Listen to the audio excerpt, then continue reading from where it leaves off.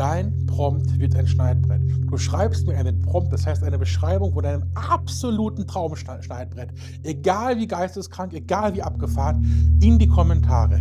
Ich nehme diesen Prompt und kopiere ihn in meine KI. Daraus baut die KI ein Bild, das Bild poste ich euch zurück und diejenigen, die die geilste Idee haben, die umsetzbar ist, gewinnen ihr Traumschneidbrett als KI-Prompt.